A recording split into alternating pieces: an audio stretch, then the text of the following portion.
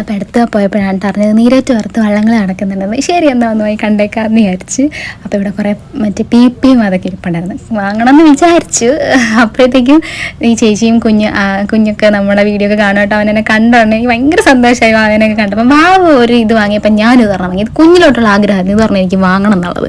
ചെറുപ്പത്തിൽ എന്തോ വാങ്ങിയില്ല. ഇനിയിപ്പോൾ ഇത് ഈ പ്രായത്തിൽ ഇങ്ങനെ കുറേ നേരം അത് കറക്കി തന്നെയാണ് ഇരുന്നു കേട്ടോ. ഒരു പ്രത്യേക ആനന്ദമായിരുന്നു ഇത്. ഇത് നമ്മുടെ ഇൻസ്റ്റയിലൊക്കെ ഉള്ള കുട്ടിയാണ് അനീഷ. അവിടെ വെച്ച് കണ്ടു കേട്ടോ, ഞങ്ങൾ ആദ്യമായിട്ടാണ് ഞങ്ങൾ കാണുന്നത്. അങ്ങനെ അവിടെ വെച്ച് സംസാരിച്ച് അതൊക്കെ കഴിഞ്ഞ് വെള്ളമൊക്കെ വന്നു, സ്റ്റാർട്ട് ചെയ്യാൻ തുടങ്ങി. എല്ലാം ഒന്നും കാണാൻ പറ്റിയില്ല കേട്ടോ, ഒത്തിരി താമസിച്ച വീട്ടിൽ വരുമ്പോൾ ഇരുട്ടുമല്ല. അതുകൊണ്ട് ഒരു 3-4 എണ്ണം തുഴയുന്ന കണ്ടിട്ട് ഇങ്ങനെ പോകുന്നു. ഇതാണ് ഞാൻ അവസാനം കണ്ടത്, എനിക്ക് ഒത്തിരി ഇഷ്ടമായി കേട്ടോ.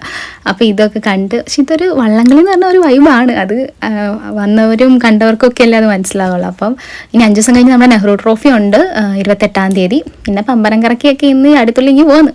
അപ്പോൾ അത്രയും വീഡിയോ. Thank you, Tata.